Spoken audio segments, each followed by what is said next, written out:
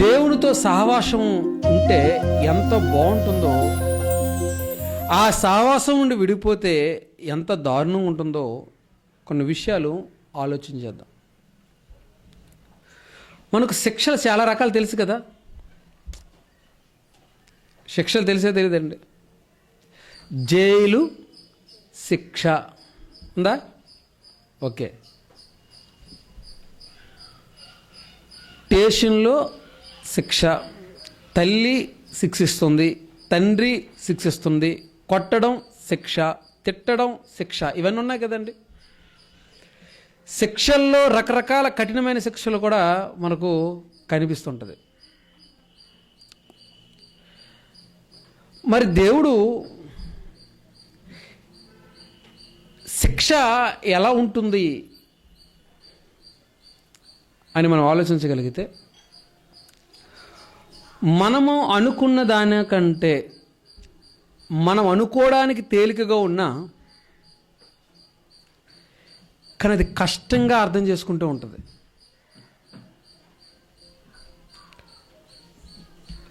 బైబిల్లో ఆదాము గారు, అవ్వగారు ఉన్నారు. దేవుడు నిర్మించిన ఆదాము, దేవుడు కలుగు చేసిన అవ్వగారు, ఈ ఇరువురికి దేవుడు ఒక్క ఆజ్ఞ ఇచ్చాడు. ఏంటది? పండు తినవద్దు, అంతేనా? ఎన్ని ఆజ్ఞలండి?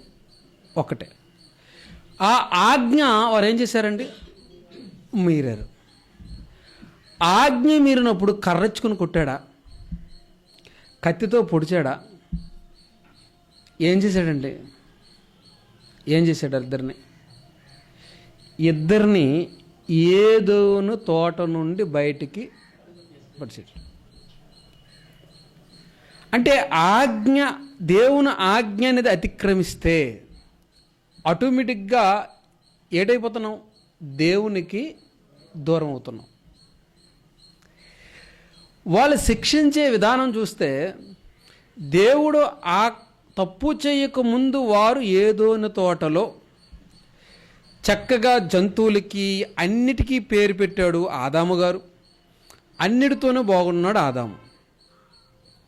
అలాగే వారికి తిండికి కానీ దేనికి కూడా వాళ్ళకు కొదువు అనేది లేదు. వాళ్ళకి ఏ కొదువ లేదు. ఎవరితో ఉన్నప్పుడు? దేవునితో ఉన్నప్పుడు, ఆజ్ఞ మీరినప్పుడు. దేవునితో ఉంటే ఎంత ఆనందం ఉంటుందో, దేవునితో ఉంటే ఎంత బాగుంటుందో అది ఎవరికి తెలుసు అంటే ఆదాముకి తెలుసు. ఎందుకంటే అనుభవించాడు కాబట్టి.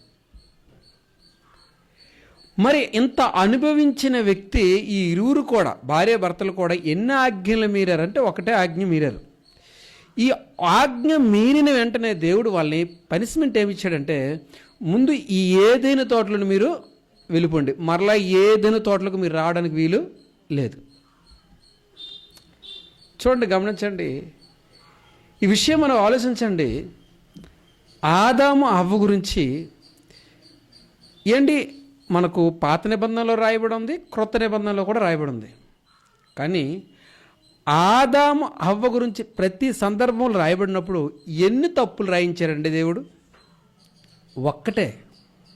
ఎన్ని ఆజ్ఞలు మీరారండి? ఒక్క ఆజ్ఞ. కొత్త నిబంధనలో చూసినా, పాత నిబంధనలో చూసినా వాళ్ళు మీరింది ఎన్ని ఆజ్ఞలు? ఒక ఆజ్ఞ. ఒక్క ఆజ్ఞ మీరినందుకు దేవుడు వాళ్ళకి ఏం శిక్ష విధించాడండి? ఏదోని తోట నుండి అవతల పెట్టాడు కదండి. ఇప్పుడు మీరు బాగా ఆలోచించండి. ఒక ఆజ్ఞ మీరినప్పుడు వాళ్ళందరూ కూడా ఎవరితో సహవాసం దూరం అయ్యారు చెప్పండి? దేవునితో. దేవునితో సహవాసం ఉన్నప్పుడు ఎలా ఉండేవారండి? చాలా వాళ్ళు రేపు తెచ్చుకోవాలి, ఈరోజు పొలం దున్నాలి, ఈరోజు పొయ్యి వెలిగించాలి, ఈరోజు బియ్యం తెచ్చుకోవాలి, ఇవన్నీ అస్సలు ఉండేవి కాదు. ఎప్పుడైతే వాళ్ళు దేవునికి దూరం అయ్యారో అప్పుడు ఏం చేయాలి? పంటను స్వయంగా పండించాలి. ఆ పంటను తెచ్చి వండాలి. అప్పుడు పొయ్యి వచ్చింది, కర్ర వచ్చింది, ఇవన్నీ కూడా ఏమయ్యాయి? ఆటోమేటిక్గా తినడానికి వచ్చాయి. అంటే ఆదాము గురించి ఆలోచించండి. ఎప్పుడైతే దేవునికి దూరమయ్యారో ఆ సందర్భము మనం ఆలోచించగలిగితే, మరి తర్వాత వాళ్ళు ఏదైనా తప్పు చేశారా, ఏమైనా తప్పు చేశారంటే ఎక్కడ మరో తప్పు చేసినట్టు కనిపించదండి మనకు. ఎక్కడ కూడా మీరు చూడండి, మరో తప్పు చేసినట్టు మనకు కనిపించదు. ఇక అవ్వగారు చెప్తున్న మాట ఏంటంటే, నేను దేవుని దయ వలన గర్భమును ధరించి తిని అంటుంది. అంటే దేవుని పట్ల భక్తి ఉందని లేదండి మీరు చెప్పండి, ఉంది. అలాగే ఆదాము గురించి రాసేటప్పుడు ఆదాము మొదలుకొని ఆనోకు వరకు వీళ్ళందరూ ఎవరన్నారు? ప్రవక్తలు అన్నట్టు. అంటే ఆదాము గారు కూడా ఏం చేశారంట? ప్రవచించారు. అంటే ఏం ప్రవచించుంటాడు? దేవుని చెప్పినదే ప్రవచించుంటాడు. అంటే ఆదాములో ఏం కనిపిస్తుంది మనకు చెప్పండి? తప్పు చేసినప్పటికీ కూడా ఏం కనిపిస్తుంది? ఒక ప్రవక్తగా కనిపిస్తున్నాడు. అవ్వ కూడా తప్పు చేసినప్పటికీ ఏమనిపిస్తుంది? ఇదిగో దేవుని దయ వలన నేను గర్భమును ధరించాను అంటుంది. అంటే వారి జీవితంలో తర్వాత ఏం తప్పు చేశారా అనేది మాత్రం మనకు కనిపించదండి. కానీ భక్తిలో ఉన్నట్టుగా ఆయన ప్రవక్తగా, ఈమె మరి గర్భం ధరించినప్పుడు దేవుడిది నాకు ఇచ్చాడన్నట్టుగా మనకు కనిపిస్తుంది. అంటే వాళ్ళకు ఒకటి అర్థం అవ్వాలి, ఏంటంటే ఒక్క తప్పు చేస్తే అది దేవునికి దూరం అయితే ఎంత నష్టపోతాము అనే విషయము వాళ్ళకి అర్థమై ఉండాలి. దేవుని సహవాసం కోల్పోతే ఎంత బాధ ఉంటుంది, ఎంత కష్టం ఉంటుందో వాళ్ళకి అర్థం అవ్వాలి. వాళ్ళకి అర్థమయ్యిందని నేను అనుకుంటున్నాను. వాళ్ళకి అర్థమయ్యింది కనుక వాళ్ళు జాగ్రత్త కలిగి తర్వాత 900 సంవత్సరాలు ఆదాము బ్రతికినా ఎక్కడ ఒక తప్పు మనకు ఆయన దగ్గర కనిపించదు, రాయించబడలేదు. అంటే ఒక్క తప్పు వల్ల దేవుని సహవాసం కోల్పోతే ఎంత నష్టపోతామనే విషయం ఎవరికి అర్థమైంది? ఇప్పుడు ఆదాము గారికి చక్కగా అర్థమైంది. ఆదాము గారికి అర్థమైంది. ఆదాముకి కాదు, ఆదాము తర్వాత తన పెద్ద కుమారుడైన కయ్యీనికి కూడా శిక్ష వేసేటప్పుడు ఏమని శిక్ష వేస్తున్నాడో ఆ శిక్ష కయ్యీని ఎలా రిపీట్ చేస్తున్నాడో చూడండి. 4వ అధ్యాయంలో మీ అందరికీ తెలుసు, కయ్యీను హేబేల్ని ఏం చేశాడు? చంపేశాడు. హేబేల్ని చంపిన తర్వాత దేవుడు కయ్యను దగ్గరికి వచ్చి ఏమంటున్నాడండి? కయ్యను, నీ తమ్ముడైన హేబేలు ఎక్కడా అని అడిగాడు. ఎక్కడా అని అడిగినప్పుడు ఆయన, నేను ఎరగను, నా తమ్ముడికి నేను కావలవాడినా అని అంటున్నాడు. అన్నప్పుడు అప్పుడు దేవుడు అంటాడు, నేల నుండి నీ తమ్ముని రక్తము నాకు మొర్ర పెట్టుచున్నది అంటాడు. వాడు అనేసిన తర్వాత దేవుడు ఆయన శపిస్తాడు. శపించిన తర్వాత కయ్యను ఏమంటున్నాడో ఒకసారి చూద్దామండి. ఆయనకి క్షపించిన తర్వాత కయ్యను 13 వచ్చిన 14 వచ్చిన ఏమంటున్నాడు? అందుకు కయ్యను, నా దోష శిక్ష నేను భరింపలేనంత గొప్పది అన్నాడు. చూడండి, నా దోష శిక్ష. ఏటి దోషం ఏం చేశాడు? ఈయన తమ్ముణ్ణి చంపాడు. ఇప్పుడు శిక్ష ఏంటంటే తిరిగి దేవుడు వాడిని పొడడం కానీ, దేవుని వాడిని కొట్టడం కానీ, దేవుడు ఎక్కడ జైలు పెట్టడం కానీ చేయట్లేదు. మరి శిక్ష ఏంటి? 14 వచనం, నేడు ఈ ప్రదేశము నుండి నన్ను వెళ్ళగొట్టితివి, నీ సన్నిధికి రాకుండా. శిక్ష ఏంటి చూడండి, నీ సన్నిధికి రాకుండా వెలవేయబడి దిగులు పడొచ్చు భూమి మీద దేశదిమ్మరనయుందును అంటున్నాడు. ఇప్పుడు దేవుడు కయ్యనికే శిక్ష ఏంటి చెప్పండి? వాళ్ళిద్దరికేసిన శిక్ష ఏ దేవుని తోట నుండి బయట పెట్టడం. ఈయనకేసిన శిక్ష ఏంటి చెప్పండి? ఆయన సన్నిధి నుండి వెలవేయడం. ఇప్పుడు ఆ శిక్ష ఎంత గొప్పది అంటాడు చూడండి. ఈయన కయ్యను ఏమంటాడు? ఆ శిక్షను ఏమంటున్నాడు? నేడు ఈ ప్రదేశం వెళ్ళగొట్టి నీ సన్నిధికి రాకుండా వెలవేయబడి దిగులు పడొచ్చు భూమి మీద ఏమవుతుంది అంటున్నాడు? దేశదిమ్మరన యుందును అంటున్నాడు. ఆ శిక్ష అంట నా దోష శిక్ష నేను భరింపలేనంత గొప్పది అంటున్నాడు. భరింపలేని గొప్పదేటండి? పొడుస్తున్నాడా, కొడుతున్నాడా, ఎట్లేదే, కానీ భరింపలేనంత గొప్పదని కయ్యను అంటున్నాడు.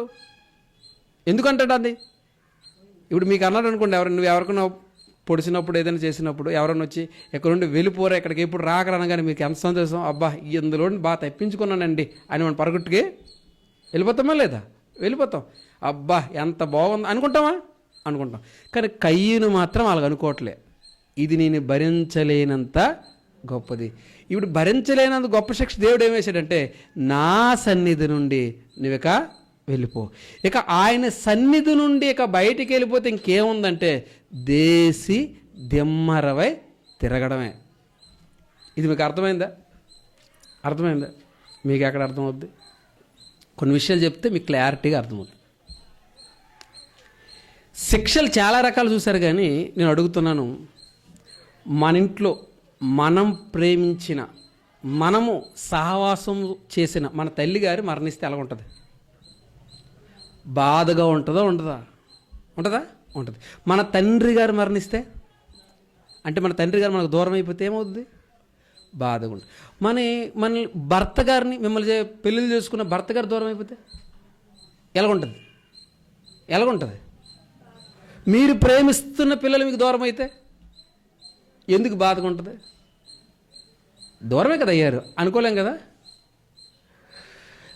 దేవుని సన్నిధికి దూరంగా అయిపోతే అదేనండి ఏముంటుంది చెప్పండి? బాధ. తల్లి దూరం అయిపోతుంది అనగానే చూడండి మన కంట్లో ఏమొచ్చా చెప్పండి?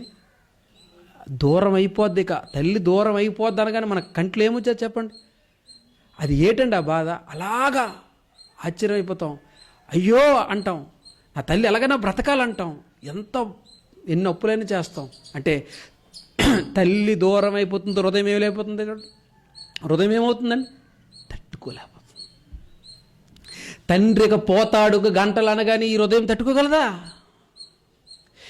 నీ భర్త పోతాడు అనగానే నీ హృదయం తట్టుకోగలదా? తట్టుకోగలదండి. ఇవి ఎందుకు మీకు తట్టుకోలేవంటే వారితో సహవాసం బాగా మనకు ఉంద కనుక మీరేం చేయలేకపోతున్నారు? తట్టుకోలేవు. ఇప్పుడు అదే మాట అడుగుతున్నాను, నువ్వు దేవునికి దూరం అయిపోతున్నావు అమ్మంటే నీకేమైనా బాధ కలుగుతుందా? ఆ ఫీలింగ్ కలుగుతుందా? కలుగుతుందా? చూడండి, ఆ ఫీలింగ్ మనకు కలదు. ఎందుకు కలదు? సావాసం లేదు. ఎవరితో లేదు? దేవునితో సావాసం లేదు. అందుకే నువ్వు ఇప్పుడు అనేసాం అనుకోండి, అమ్మా ఎక్కడ నుండి సన్నిధి రాకు అనేసాం అనుకోండి, మనం ఎలా ఫీల్ అవుతాం? బెజార్ లేదురా బాబు అని ఫీల్ అవుతాం. దేవుడు ఏమనుకుంటాను అనుకోండి, నా సన్నిధికి ఇంకా నువ్వు రావడానికి వీల్లేదు అన్నాడు అనుకోండి దేవుడు, మనకు ఎలా ఫీల్ అవుతాం? ఏముంది అనుకుని మనం ఫీల్ అవుతాం. కానీ కయ్యను అలా ఫీల్ అవ్వట్లే. కయ్యను ఎలా ఫీల్ అవుతున్నాడు? ఇది నేను భరించలేనంత శిక్ష. అంటే దేవుని సావాసం ఏమిటో ముందు కయ్యనికి బాగా తెలుసు. తప్పు చేసిన తర్వాత దేశదమ్మరయ్యాడు. అంతకుముందు దేవుని సహవాసంలోనే ఉన్నాడు. దేవుని సహవాసం ఏంటో తెలుసుకున్నాడు.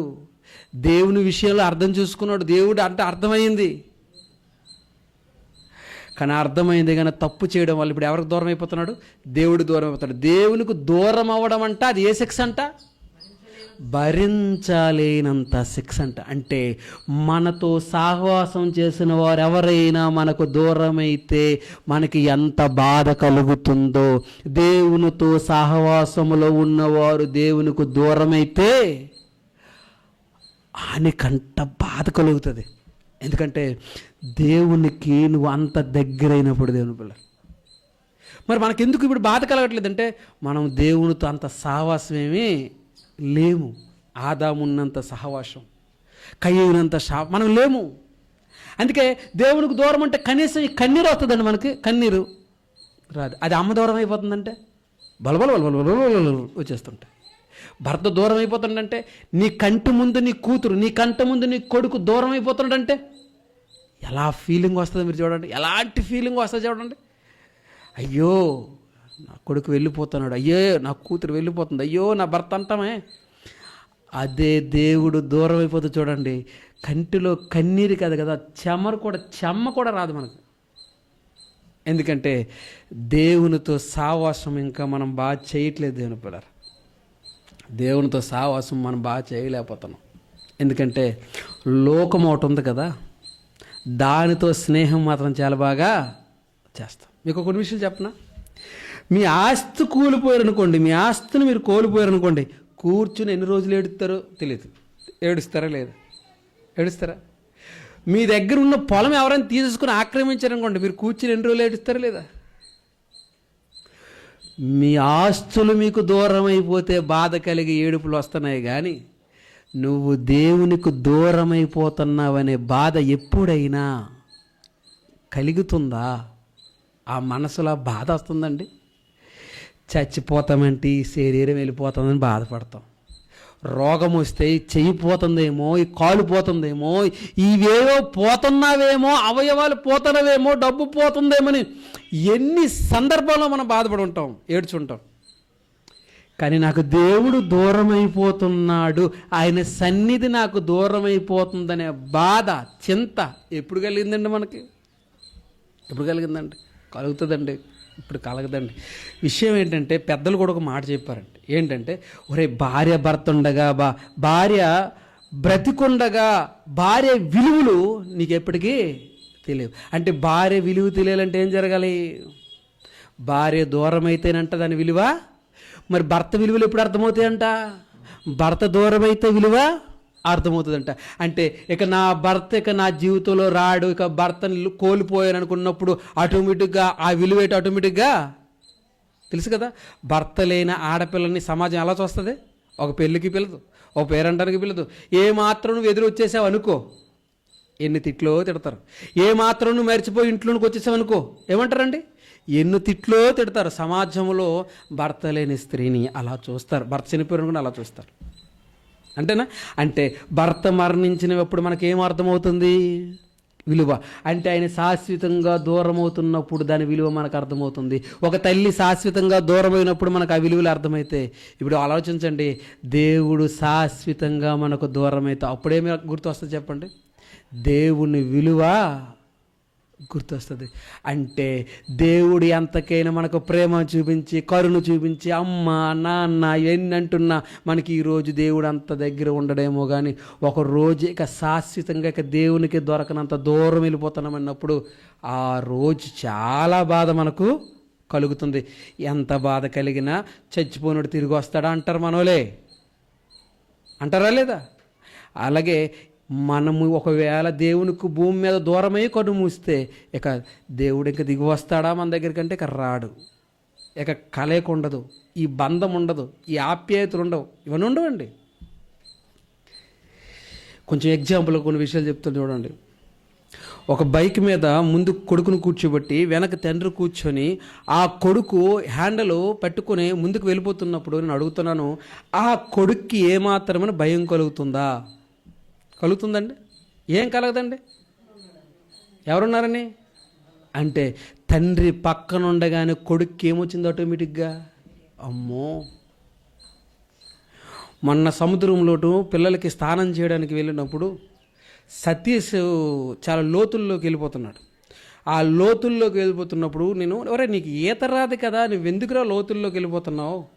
ఏదైనా సముద్రం తెరొచ్చి నేను కొట్టుకుని వెళ్ళిపోతే నీ పరిస్థితి ఏంటంటే, వాడు ఏమన్నాడు తెలుసా? నాన్న నువ్వు ఉన్నప్పుడే నేను లోతుల్లోకి వెళ్తాను, నువ్వు లేవనుకో ముడుకున్న లోతుల్లోకి వెళ్ళను. ఎందుకు? నువ్వు ఒకవేళ లోతుల్లోకి పడి వెళ్ళిపోయాను అనుకో, నువ్వు చూస్తూ ఉండగలవా? ఉండలేవు. అంటే నువ్వు వచ్చి ఏం చేస్తావు? అంటే ఆ ధైర్యం నాకు ఉంది. అంటే ఒక తండ్రి ఒడ్డు మీద ఉండి కొడుకు స్నానం చేయడానికి వెళ్ళినప్పుడు కొడుకు ధైర్యం ఏంటంటే, ఒకవేళ నేను గొయ్యిలు పడిపోయిన ముందు ఎవరు వస్తారు అంటే మా నాన్న నా దుక్కు చూస్తూనే ఉంటాడు, ఇక్కడ ఏమవుతుందా, ఎలా కొట్టుకెళ్ళిపోతాడని. అంటే నా తండ్రి నా దుక్కే చూస్తున్నాడు కనుక ఇప్పుడు నాకేమొచ్చింది? ఆడుకోవడం బాగా ఆడుకుంటున్నాడు, ఎంతలో అందరూ మునిగిపోతాడు. ఎందుకంటే మా నాన్న ఉన్నాడు, ఏది జరిగినా పరిగెట్టి వచ్చేస్తాడు. చూసారా ధైర్యం? అంటే తండ్రితో సావాసం ఉన్నప్పుడు కొడుక్కి ఏమొస్తుంది చెప్పండి?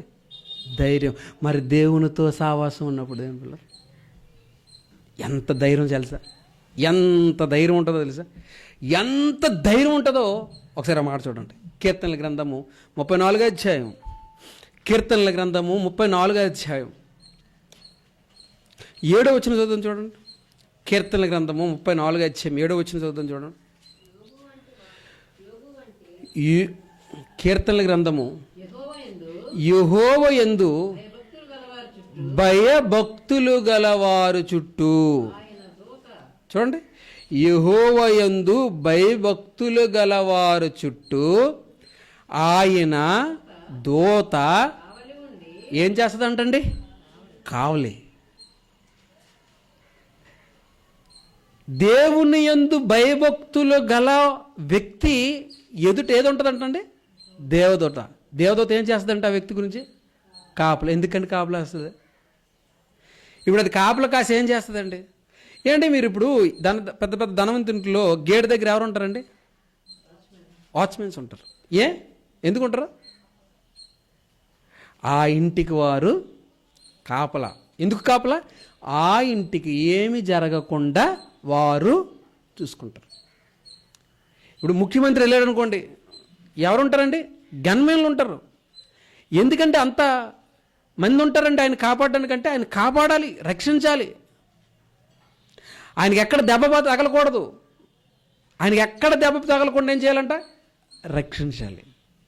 గన్మెన్లు అందరూ కాపాడుతుంటారు, సెక్యూరిటీ. మీరు ఆలోచించండి, ఇప్పుడు దేవుని యందంట భయభక్తులు గల వారి దగ్గర ఏం పెట్టాడంట? దేవదూత. ఇప్పుడు దేవదూత ఏం చేస్తుందండి? ఏం చేస్తుందో తెలుసండి? ఏం చేస్తుందో 91వ కీర్తన చూడండి. 91వ కీర్తన 91వ కీర్తన 91వ కీర్తన 11, 12 వచ్చిన చదువుతాం చూడండి. 11, 12 వచ్చినాలు. నీవు నీ మార్గములు, నువ్వు ఎక్కడెక్కడికి వెళ్తున్నావో నీ మార్గములన్నిటిలోనూ దేవదూత ఎందుకు ఉంటుందంటే నీ దగ్గర? నిన్ను కాపాడుటకు. ఆయన నిన్ను గూర్చి తన దూతలను ఆజ్ఞాపిస్తాడంట. ఆ దూతలు వచ్చి ఏం చేస్తాయంట? ఆ దూతలు వచ్చి ఏం చేస్తాయి? నీ పాదములకు రాయి తగలకుండా వారు నిన్ను పట్టుకుంటారంటండి. అందుకే ఉంటారంట దేవదూతలు. దేవుని యందు భయభక్తులు గలవారు చుట్టూ ఏముంటుందంట? దేవదూత ఉంటుందంట. దేవదూత అంటే ఏం చేస్తుందంట? నువ్వు పడిపోకుండా నిన్నేం చేస్తుందంట? ఎత్తి పట్టుకుంటుందంట. అది దేవుని సెక్రటరీ. దేవుడు మనలను కాపుదల ఉంచడానికి, మనల్ని కాయడానికి ఏముంచుతున్నట్టున్నాడు? దేవదూతలు. ఇప్పుడు ఏదోను తోటలో ఆదాము అవ్వ గారికి ఏ కాపలు ఉన్నాయండి? దేవదూతలు ఉన్నాయా? ఉన్నాయి. సింహం ఏడు చేయదు, పులి ఏడు చేయదు, ఏవి ఏడు చేయవు. కానీ తర్వాత ఏమైంది చెప్పండి? ఎప్పుడైతే దేవుని దూరం అయ్యాడు అన్ని సమస్యలే వచ్చాయి. అన్ని సమస్యలే. ప్రతిదీ సమస్యలు కొని తెచ్చుకున్నారు.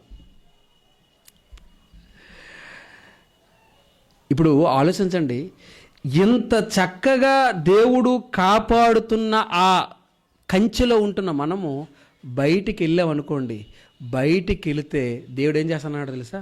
బయట పెడతానన్నాడు. నువ్వు బయటికి వెళితే బయట పెడుతున్నాడు. అంటే దేవుడు యందు భయభక్తులు గల వారు చుట్టూ నిజంగా దూతలు ఉంటాయా? నిజంగా ఆ ఇంటికి కంచె ఉంటుందంటూ ఉంటుంది. అసలు ఈ కంచెలోనికి ఎవరైనా రావాలంటే ముందు ఎవరు పర్మిషన్ తీసుకోవాలి తెలుసా? కంచె ఉంటుందో లేదు చూడండి. మీరు కంచె ఉంటుందో ఉండదో చూడండి. కంచి ఎలా ఉంటుందో చూడండి. మరలా మీరు దేవుని మీద నమ్మకం ఉంచితే ఇవన్నీ జరుగుతాయి. యోబు గ్రంథం, సాతానుతో దేవుడు మాట్లాడుతున్నప్పుడు మాటల్లో ఏం జరుగుతుందో ఒకసారి చూద్దాం. చూడండి 8 అధ్యాయం 8, 9 వచ్చిన చదువుతాం. 8, 9 వచ్చినాలు. అందుకు యెహోవా, నీవు నా సేవకుడైన యోబు సంగతి ఆలోచించుతావా? అతడు యథార్థవంతుడును న్యాయవంతుడై దేవుని యందు భయభక్తులు కలిగి చెడుతనమును విసర్జించిన వాడు భూమి మీద అతని వంటి వాడు ఎవ్వడనూ లేడు అని దేవుడు చెప్పాడు. ఇప్పుడు సాతాను ఏమంటుందో చూద్దాం. అపవాది, యోబు ఊరకయే దేవుని యందు భయభక్తులు గలవాడు అయినా నీవు, చూడండి ఇప్పుడు కాపులు ఎలా ఉందో కనబడుతుంది. నీవు అతనికి తప్పితే అతని ఇంటి వారికి అతనికి కలిగిన సమస్తమునకును చుట్టూ కంచి వేసితివి కదా.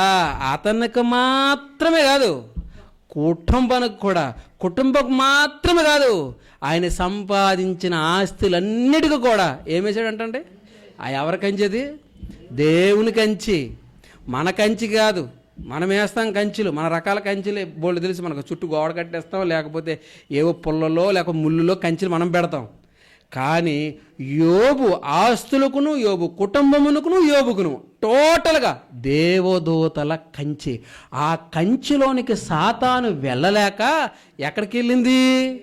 దేవుని దగ్గరికి వెళ్ళి రిక్వెస్ట్ చేసి పర్మిషన్ తీసుకొని అప్పుడు ఈ కంచి దాటిలోనికి వెళ్ళింది.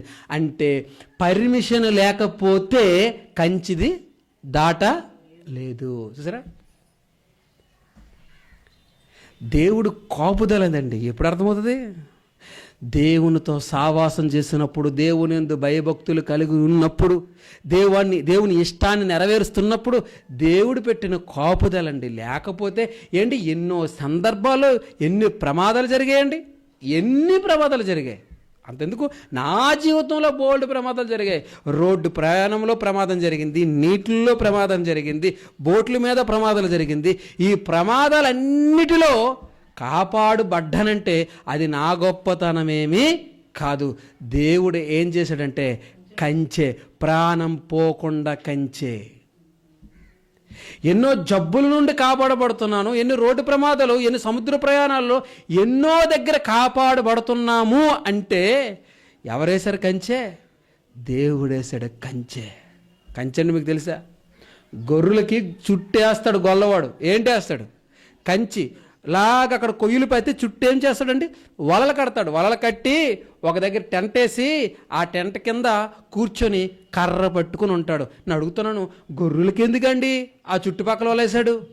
కాపురం ఎందుకండి కర్ర పెట్టుకుని ఉన్నాడు? ఎందుకున్నాడంటే బయట క్రూర మృగాలు తిరుగుతున్నాయి.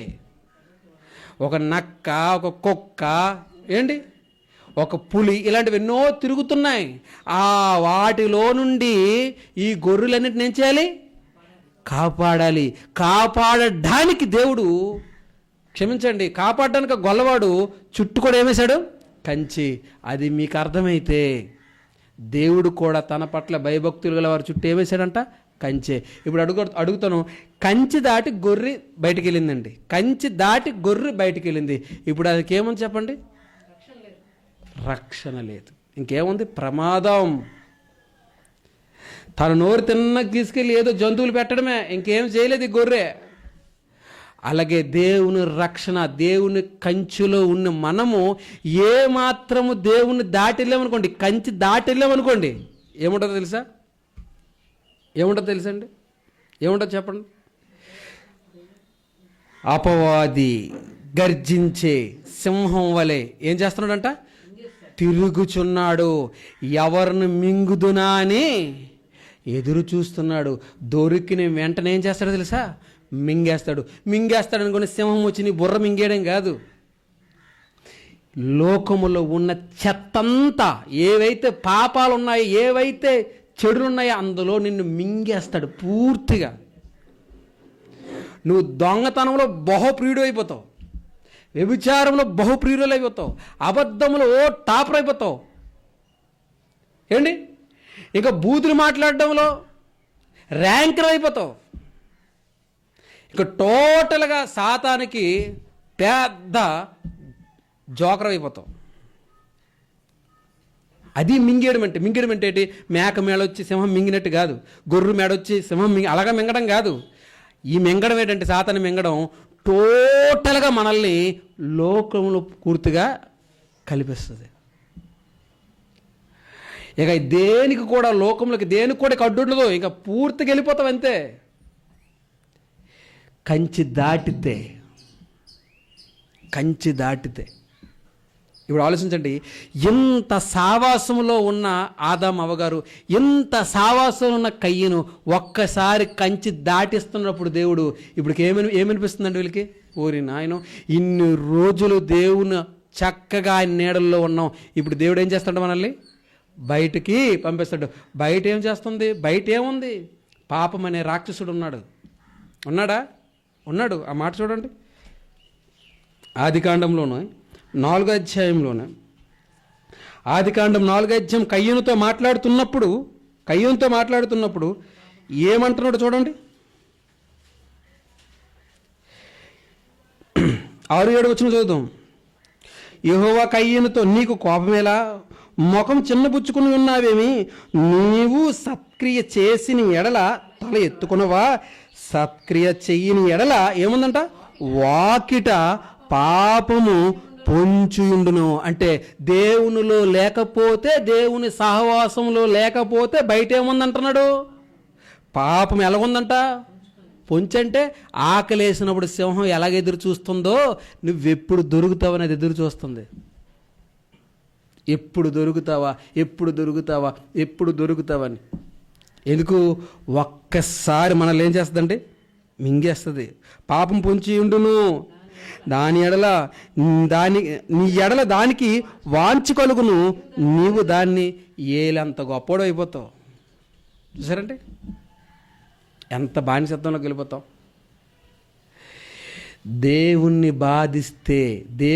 బాధిస్తే మనం ఎక్కడికి వెళ్ళిపోతాం? బానిసత్వంలోకి వెళ్ళిపోతాం. దేవునికి దూరం అయిపోతే దేనికి దగ్గర అయిపోతాం? పాపానికి దగ్గర అయిపోతాం. ఈ విషయము బాగా అర్థమైంది ఎవరికో తెలుసా? ఆదాముకు. ఇటు క్రొత్త నిబంధనలో కూడా మనం ఆలోచించగలిగితే, ఇదిగో సంఘములో ఎవరైనా తప్పు చేసినప్పుడు ఎవరికి అప్పచెప్పేస్తానంటారో తెలుసా? ఒకసారి కొన్ని పదాలు మీకు చూపిస్తాను చూడండి.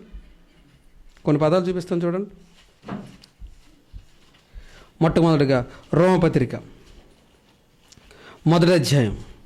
రోమిలు